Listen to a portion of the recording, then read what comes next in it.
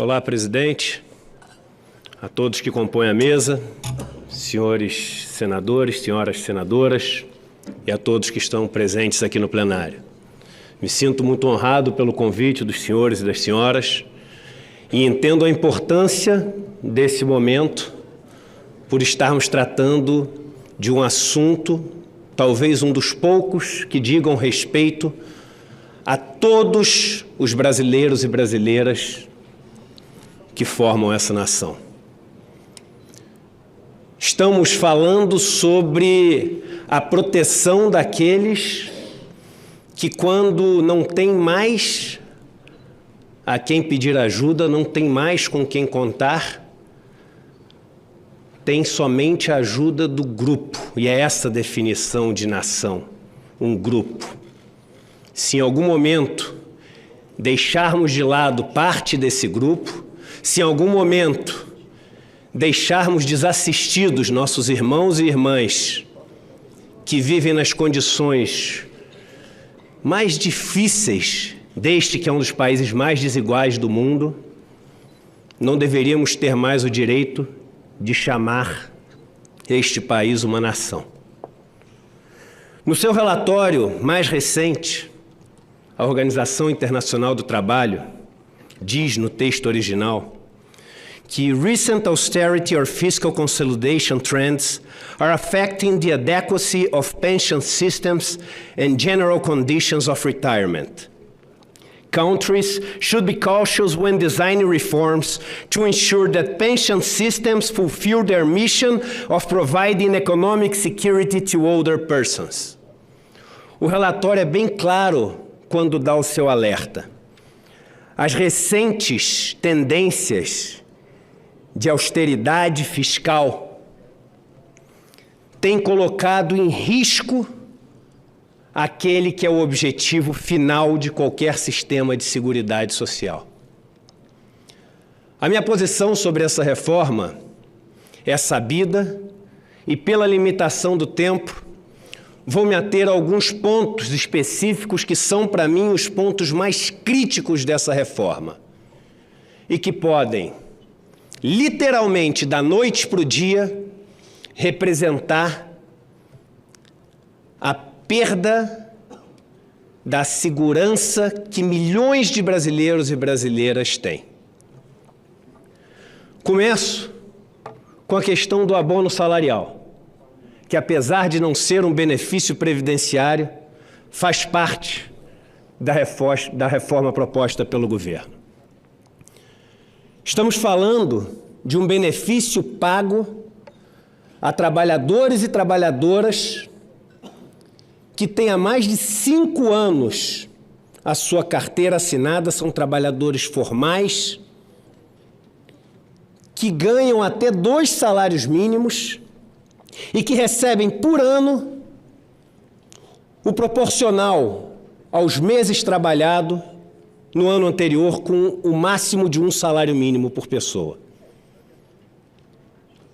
São mais de 20 milhões de pessoas que recebem esse benefício. Me espanta quando eu vejo o relatório apresentado pelo governo defendendo a mudança no abono salarial, o primeiro ponto ser: mais de 90% das pessoas que recebem o abono salarial estão acima da linha de pobreza. Ora, a informação não tem o menor propósito. É absolutamente enganosa no sentido de levar as pessoas a entender o tema de uma forma diferente do que ele realmente é. Qual é a função do abono salarial? Premiar aqueles pobres que trabalham formalmente e estão na base da pirâmide dos trabalhadores formais, para estimular a formalidade e para, de certa forma, contribuir para um país menos desigual. Pois bem, como esperar que alguém que está formal há mais de 5 anos, que trabalha com carteira assinada, que trabalhou no ano anterior, vai estar abaixo da linha de pobreza? Se a linha de pobreza e não se diz no relatório qual a linha de pobreza se utiliza, porque são várias as linhas de pobreza, na FGV pouco mais de R$200, a do Banco Mundial pouco mais de R$400. De qualquer forma, quem é elegível ao abono salarial não está na linha de pobreza, não é essa a função do benefício. Mas a mudança proposta vai tirar mais de 12 milhões de brasileiros e brasileiras o direito de receber o equivalente a quase R$100 por mês. Para nós, talvez pouco dinheiro, mas para uma família mais pobre, o equivalente a uma conta de luz e de gás somadas. São famílias que vivem no equilíbrio. Quando conseguem viver no equilíbrio, fazendo com que seus filhos não tenham direito a uma boa escola, com que a dor que passam quando estão doentes não possam ser amenizada por um remédio, com que o saneamento que tem em casa não seja adequado. E esse é um ponto que eu trago para a reforma. Nós temos que nos lembrar de quem estamos falando, não são números numa planilha de Excel, são pessoas.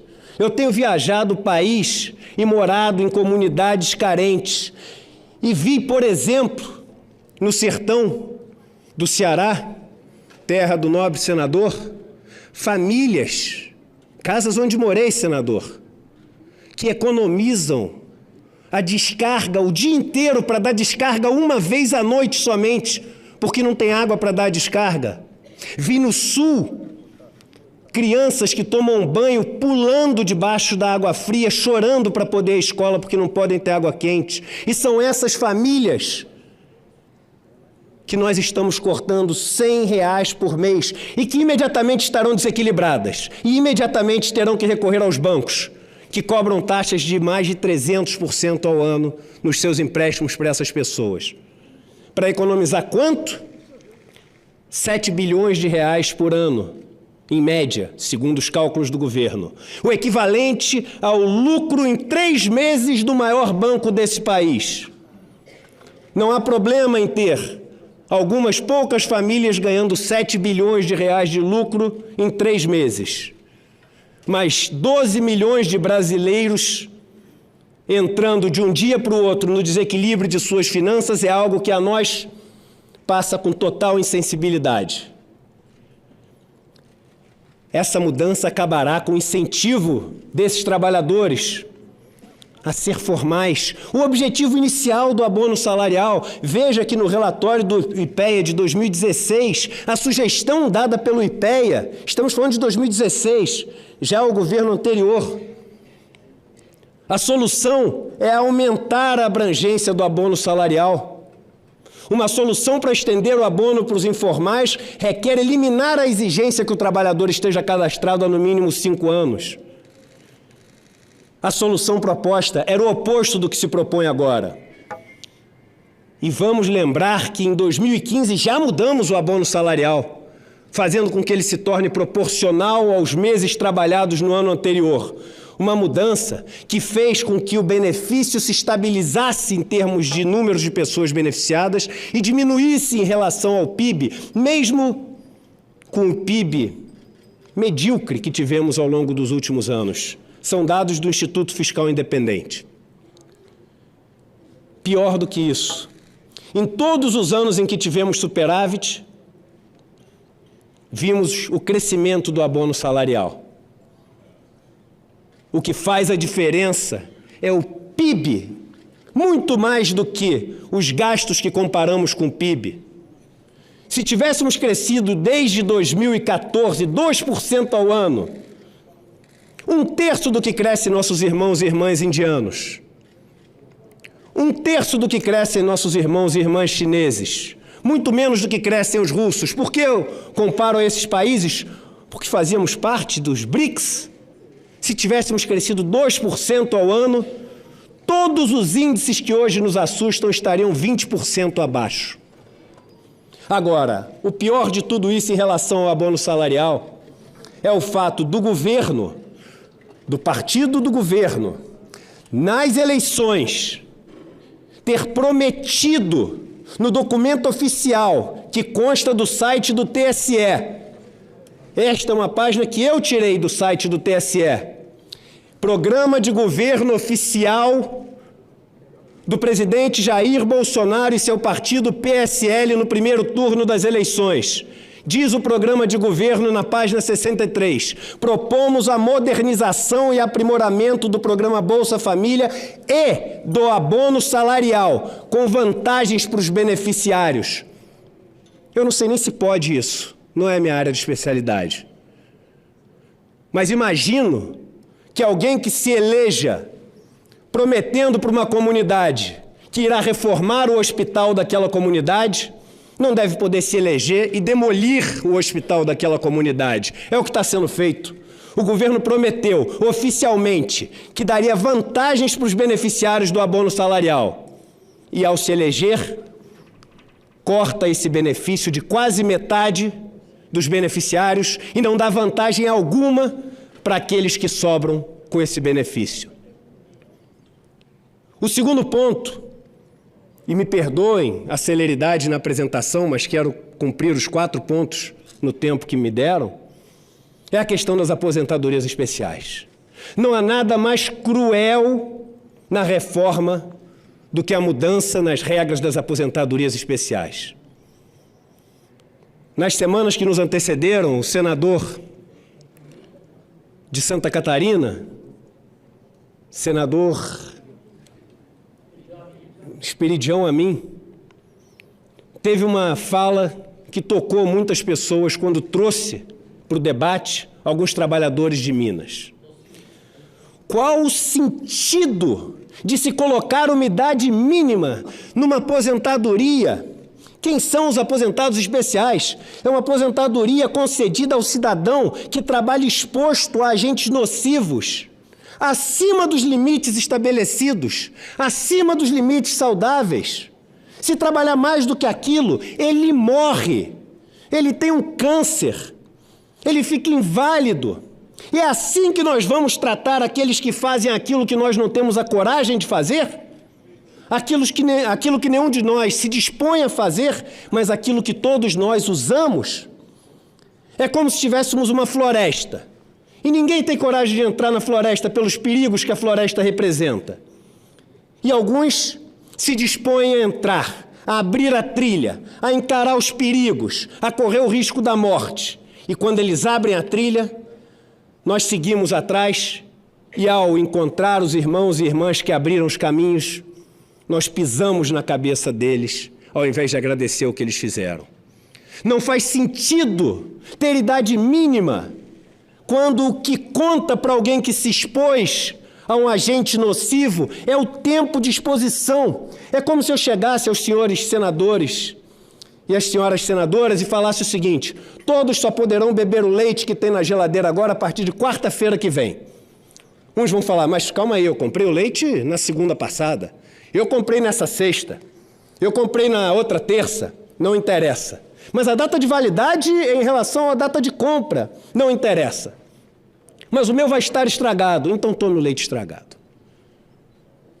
Estamos falando de pessoas, vamos lembrar, para não esquecer que não estamos falando de números, de uma planilha, que trabalham com extração e beneficiamento de minerais radioativos, por exemplo, que trabalham com exposição permanente a níveis de ruído altíssimos, que extraem mercúrio, que trabalham em atividades do subsolo, que fabricam queimadores e reatores nucleares, que extraem rochas amiantíferas, que fabricam tubos de raio-x e que trabalham com marteletes pneumáticos. Ah, mas nós colocamos na PEC paralela. A PEC paralela, para mim, me perdoe os senadores e senadoras, a quem eu tenho todo o respeito e gratidão por estarem representando os 200 milhões de brasileiros nesse plenário. Mas a PEC paralela, para mim, significa uma tentativa de ter meia coragem. E não existe meia coragem. Ou se tem coragem ou não se tem coragem. Se tivermos a coragem, não deixamos passar as maldades que existem nessa PEC. Não deixamos por um dia desassistidos as pessoas que precisam da nossa proteção. Elas precisam ser lembradas. Precisamos lembrar quem estamos representando.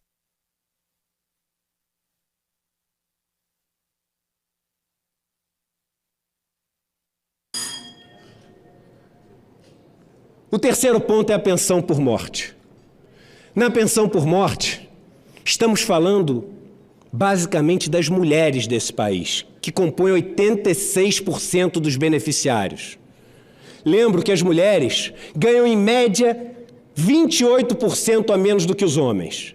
Se pegamos as mulheres negras em relação aos homens brancos, estamos falando de 60% a menos. Coincidência ou não, temos 6 homens brancos ricos aqui discutindo essa previdência. Nenhuma mulher, nenhum negro. Num país que é majoritariamente composto por mulheres e por negros. Na pensão por morte, estamos penalizando as mulheres, que são a grande maioria dos inativos, que são a grande maioria dos desempregados e que têm mais de 20 horas por semana.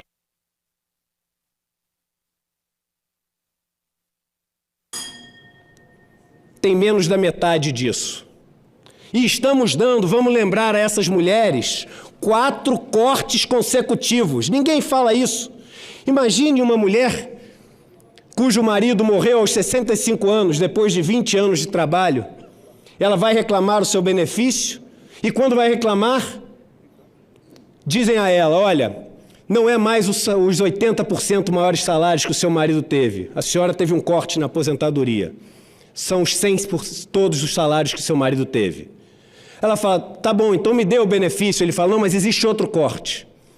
A partir de agora, você só tem direito a 60% do valor do benefício.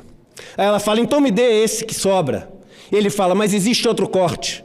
A partir de agora, a senhora só poderá ter 60% porque a senhora não tem dependente. E ela, desesperada, fala, então me dê o que sobra. E ele fala, mas existe mínimo de aposentadoria e então terá esse outro corte. 4 cortes consecutivos. Por fim, o tempo mínimo de contribuição para os homens. Esse é um erro crasso da PEC, porque é um erro matemático. A PEC foi feita com um erro de fórmula matemática, onde pessoas que trabalhavam mais poderiam ter benefícios menores do que aqueles que trabalham menos. Eu poderia explicar a conta facilmente para os senhores se tivesse tempo.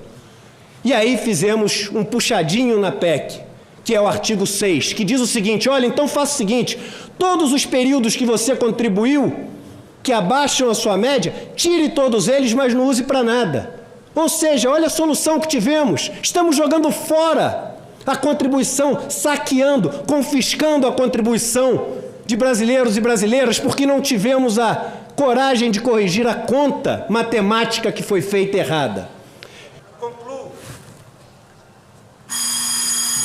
Concluo, senador, dizendo que é um momento de menos vaidade, não é uma disputa do Eduardo com Paulo, com Rogério Marinho. É uma disputa de ideias e argumentos. E quem sairá perdendo ou ganhando não é nenhum de nós que está aqui. São centenas de milhões de brasileiros. É um momento de menos vaidade e mais verdade. Nos provérbios da Bíblia, diz-se que mesmo aos inimigos, se tiverem fome, temos que dar o de comer. E se tiverem sede, temos que dar o que de beber. O que dirá aos nossos irmãos e irmãs que compõem nossa nação? Vamos ter a coragem de mudar o que tem que ser mudado na PEC, que deve voltar à Câmara e conter os pontos que protegem os milhões e milhões de brasileiras que dependem das nossas decisões acertadas. Muito obrigado a todos vocês.